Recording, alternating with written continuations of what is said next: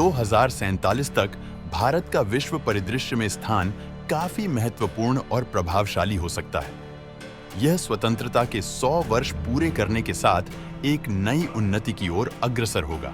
प्रमुख बिंदुओं में 2047 तक भारत की संभावित स्थिति का वर्णन किया जा सकता है। आर्थिक स्थिति। विश्व की अग्रणी अर्थव्यवस्थाओं में से एक, भारत आर्थिक रूप से विश्व की शीर्ष 5 अर्थव्यवस्थाओं में शामिल हो सकता है, जिसका जीडीपी वर्तमान की तुलना में कई गुना बढ़ सकता है। तकनीकी और नवाचार में अग्रणी। भारत तकनीकी नवाचार, स्टार्टअप्स और डिजिटल इकोनॉमी में अग्रणी बन सकता है, जिससे वैश्विक तकनीकी केंद्र के रूप में इसकी पहचान हो। हमने डिजिटल पेमेंट में वैलेट और यूपीआई पेमेंट को देख चुके हैं। ठेले पटरी वालों से शॉपिंग मॉलों तक चलन एक जैसा है। अजब गजब की बात कितना सरल है। यही छोटी सी चलन विकसित भारत होने की पहचान है। शिक्षा और स्वास्थ्य। सर्वोत्तम शिक्षा प्रणाली। भारत में शिक्षा प्रणाली और शोध संस्थानों में अधिक सुधार हो सकते हैं, जिससे वैश्विक शिक्षा मानकों में इसका स्थान ऊंचा होगा। सर्वांगीण स्वास्थ्य सेवाएं। सार्वजनिक स्वास्थ्य सेवाओं में सुधार और उन्नत मेडिकल सुविधाओं की उपलब्धता से भारत स्वास्थ्य के क्षेत्र में एक मजबूत देश बन सकता है। समाज और संस्कृति। सामाजिक समरसता। सामाजिक समानता और विविधता के क्षेत्र में प्रगति हो सकती है, जिससे जाति, धर्म और लिंग भेदभाव में कमी आ सकती है। संस्कृति का वैश्विक प्रसार। भारतीय संस्कृति, योग, आयुर्वेद और साहित्य का वैश्विक प्रसार और प्रभाव और बढ़ सकता है। हमारा सदियों का गौरव पुनः लौट सकता है। राम को काल्पनिक मानने वालों के सोच पर जबरदस्त तमाचा लगने की उम्मीद हो सकती है।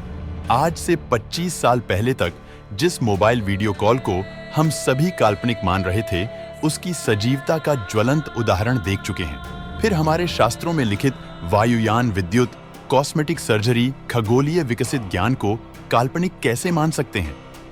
भारत अपने प्रबल राजनीतिक इच्छा शक्ति के दम पर विश्व में अग्रणी बन सकता है, क्योंकि निरंतर एक से एक बड़े लकीर खींचकर भारत अपने प्रभुत्व को दिखाने में सक्षम है। भारत 10-12 हजार साल प्राचीन गौरव का पताका पुनः लहरा सकता है। जब दुनिया असभ्यता के घने कोहरे में छाया हुआ था, या यूं कहें जब बोली भाषा का जन्म हो रहा था, तब प्राचीन भारत देवों की वाणी संस्कृत में वेद, पुराण, रामायण लिख चुका था। प्राचीन भारतीय ऋषियों और विद्वानों ने कई महत्वपूर्ण आविष्कार और खोजें की थीं, जो विभिन्न क्षेत्रों में अत्यधिक प्रभावशाली रहीं। इनमें से कुछ प्रमुख आविष्कार और योगदान अब भी देखे जाते हैं। गणित, शून्य का आविष्कार। आर्यभट्ट और ब्रह्मगुप्त जैसे गणितज्ञों ने शून्य का आविष्कार किया, जो आधुनिक गणित की नींव है। दशमलव पद्धति। भारतीय गणितज्ञों ने दशमलव प्रणाली को विकसित किया, जो आज पूरे विश्व में प्रयोग होती है। त्रिकोणमिति। आर्यभट्ट ने त्रिकोणमिति के महत्वपूर्ण सिद्धांतों का विकास किया और साइन ज्या और कोसाइन कोज्या जैसी अवधारणाओं का परिचय दिया। खगोल शास्त्र। पृथ्वी की परिधि की गणना। आर्यभट्ट ने पृथ्वी की परिधि का सटीक माप किया था। ग्रहीय गति।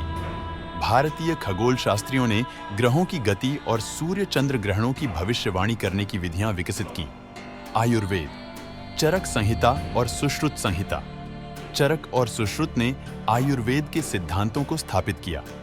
सुश्रुत को शल्य चिकित्सा सर्जरी का जनक माना जाता है। Plastic surgery. सुश्रुत ने प्राचीन भारत में प्लास्टिक सर्जरी के कुछ प्रारंभिक रूपों का प्रदर्शन किया था। भौतिक विज्ञान। कण सिद्धांत। कणाद मुनि ने वैशेषिक दर्शन में कण सिद्धांत का प्रस्ताव किया, जिसमें उन्होंने पदार्थ की संरचना को अणुओं और परमाणुओं में विभाजित किया। धातुकर्म। दिल्ली का लौह स्तंभ, जो जंगरोधी है, प्राचीन भारतीय धातुकर्म का एक उत्कृष्ट उदाहरण है। योग और ध्यान। योग सूत्र। पतंजलि ने योग सूत्रों का संकलन किया, जो आज भी योग और ध्यान की प्रमुख ग्रंथ मानी जाती है। हालांकि बाबा रामदेव आधुनिक समय में खूब प्रचार प्रसार किया और मोदी जी के सौजन्य से विश्व पटल पर अंतर्राष्ट्रीय योग दिवस के रूप में स्थापित हो चुका है। इन आविष्कारों और खोजों को पाश्चात्य संस्कृति वाले नकल या हम तो चोरी ही मानेंगे, क्योंकि वर्षों की पराधीनता के कारण डर और सहमे की हालत में अपनी संपत्ति, ज्ञान विज्ञान की हिफाजत नहीं कर पाए। प्राचीन पुस्तकालय और विश्वविद्यालय लुटेरों द्वारा जला दिए गए। हम लाचार बेवश थे। मगर नकल से विश्व आज विज्ञान, गणित, चिकित्सा और दर्शन में आज भी इनका प्रभाव देखा जा सकता है। पर्यावरण और ऊर्जा। सतत विकास। पर्यावरण संरक्षण और सतत विकास में भारत अग्रणी भूमिका निभा सकता है, नवीकरणीय ऊर्जा स्रोतों का अधिक उपयोग कर सकता है। जलवायु परिवर्तन की चुनौती। जलवायु परिवर्तन से निपटने के लिए नीतियां और योजनाएं लागू की जा सकती हैं, जिससे पर्यावरणीय संतुलन बनाए रखा जा सके। अंतर्राष्ट्रीय राजनीति। वैश्विक शक्ति के रूप में उदय। भारत वैश्विक मंच पर एक महत्वपूर्ण राजनीतिक शक्ति बन सकता है, जिससे अंतर्राष्ट्रीय निर्णयों में इसकी भागीदारी और प्रभाव बढ़ सकता है।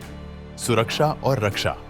रक्षा क्षेत्र में स्वदेशी तकनीकों और अत्याधुनिक सैन्य क्षमताओं के विकास के कारण भारत की सुरक्षा और अंतर्राष्ट्रीय स्थिति मजबूत हो सकती है। विज्ञान और अंतरिक्ष। अंतरिक्ष अनुसंधान में अग्रणी। इसरो भारतीय अंतरिक्ष अनुसंधान संगठन के नेतृत्व में भारत अंतरिक्ष अनुसंधान और अन्वेषण में वैश्विक नेता बन सकता है। विज्ञान और अनुसंधान में वृद्धि। विज्ञान, प्रौद्योगिकी और अनुसंधान के क्षेत्र में महत्वपूर्ण प्रगति हो सकती है, जिससे नवाचार और खोजों में भारत का नाम शीर्ष पर हो सकता है।